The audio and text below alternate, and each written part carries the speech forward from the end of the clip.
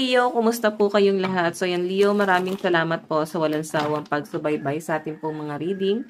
And kung ikaw ay bago pa lang sa ating channel, mag-subscribe na po kayo. Then i-click mo na rin yung ating notification bell para lagi kang updated sa ating mga bagong upload, okay?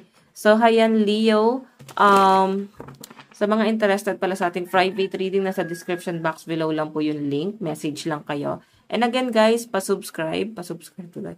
Pa-follow na rin po ng ating FB page kasi nag-upload po ako dyan ng daily, mga short video lang din, no?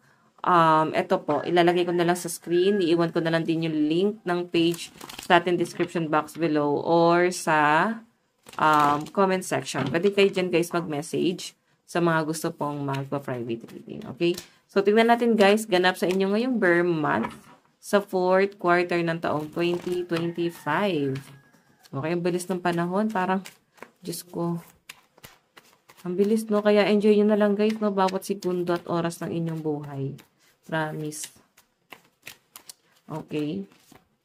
Meron tayong 10 of Cups. So, ito naman guys, pwedeng patungkol to sa pamilya. Okay, so I think yung iba sa inyo, bubuo na kayo ng masayang pamilya ng partner mo. O yung iba sa inyo parang biglaan. Baka biglaan na parang may blessing na paparating. Like, magkakaroon ng anak. So, hindi nyo guys in-expect, hindi nyo pinlano, pero may paparating. So, may nakikita rin ako dito, Leo, na pwedeng may blessing na paparating sa pamilya mo rito. Ayan, may blessing na paparating. So, I think, magiging maayos. Yung iba sa inyo guys, pwedeng maging kompleto kayo. Baka may uwing kamag-anak galing abroad. Or may reunion na magaganap. Okay? So, pwedeng, parang maglulook back. Kaya parang titignan mo kung sino ka dati ng bata ka. So, may kumustahan eh. So, I think reunion to. Family reunion. Parang gano'n. Tignan natin. Leo, Sun, Moon, Rising, and Venus sign. Leo, Sun, Moon, Rising, and Venus sign. Meron tayong 7 of Swords. Meron lang dito guys, na siguro sa kamag-anak mo na hindi mo talaga kasundo, no? Masyadong itchusera, masyadong pakailamera, taklesa, chismosa, ganon. So, nakikita ko dito guys na kahit paano parang nandun pa rin yung paggalang and nandun yung parang pag-iwas mo sa taong yan, no? Or pwedeng iiwasan mo na rin lahat ng mga negative dyan sa taong yan. Okay? Kasi yan, no?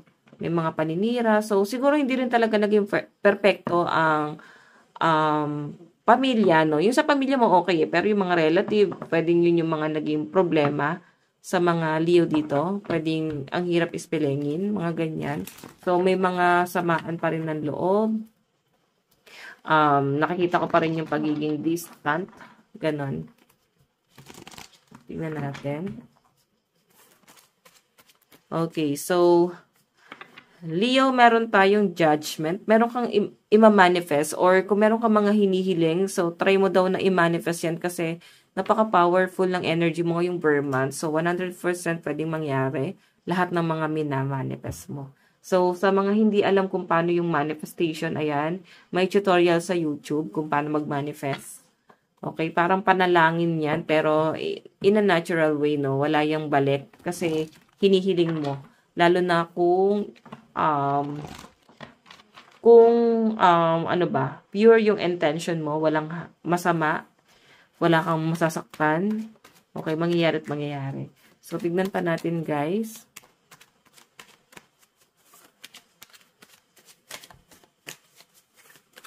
Leo, Sun, Moon, Rising, and Venus sign. Meron tayong death. So, ending and new beginning. So, may natapos, pero hindi pa ito ang huling lahat, no? So, nakikita ko dito, Leo, na parang medyo mabigat sa pakiramdam mo yung mga nangyari. Nakikita ko sa inyo na parang nandun ka sa point na hindi mo gusto yung mga nangyari, kung ano man yung mga natapos or nawala sa buhay mo. Medyo mabigat to kasi parang feeling mo iniwan ka ng lahat or feeling mo nawala sa inyo lahat. So, ito naman guys, new beginning to para sa inyo. Kumbaga parang blessing in disguise pa yung mga nangyari na nawala sa'yo yung mga bagay na parang nagbibigay buhay sa inyo kasi mas mag-upgrade lang pala siya guys, no? Okay, ibibigay lang sa inyo is mas upgraded at mas kailangan mo. Okay? Para din guys na meron kang i-upgrade sa sarili mo. Para lang din guys, mas makilala mo yung sarili mo. Ano pa, parang ikaw mismo, 'di ba? I-enhance mo pa yung skill mo, yung kakayahan mo, ganyan, okay? So parang pinagmamatured ka lang dito. Tignan pa natin, guys. Meron tayong okay, 8 of Wands. Communication and travel yung nakikita ko dito, Leo. So may nakikita ko dito parang travel. So, pwedeng hindi mo na ito in-expect, no? Baka may blessing sa inyo or offer travel abroad. Pwede naman, guys, na parang magtatrabaho. Pwede may nag-offer sa inyo. May mag-offer. So, pwedeng ganon. Kasi siguro, sa pamilya mo is maliit yung tingin sa pamilya nyo, no? Yung mga kamag-anak mo, maliit yung tingin sa pamilya mo na parang eto lang kayo, hanggang dito lang kayo. So, pwedeng hindi kayo kinikilala kasi nga mahirap lang kayo.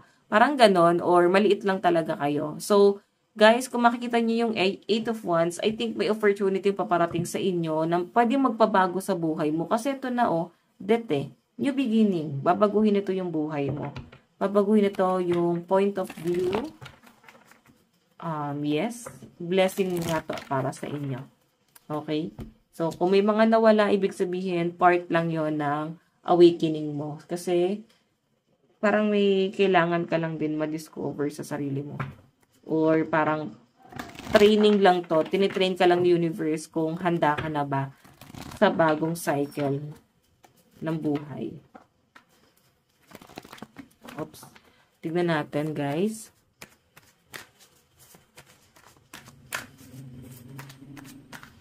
Okay. Leo, Sun, Moon, Rising, and Venus sign. Additional message.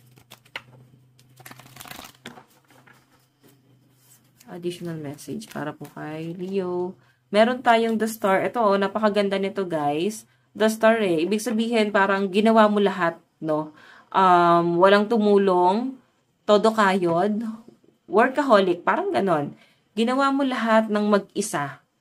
Kung ano mang meron ka ngayon, kung ano yung nararating mo sa buhay mo, ngayong bare months, kung may pagbabagong mangyayari. So, parang sinasabi lang dito, guys, deserve mo yan. Kasi nga, ginawa mo yan mag-isa. Ayan, pinagtiyagaan, pinaghirapan mo. Pwedeng walang tumulong sa inyo. Maraming tumalikod sa inyo. Tignan pa natin, guys.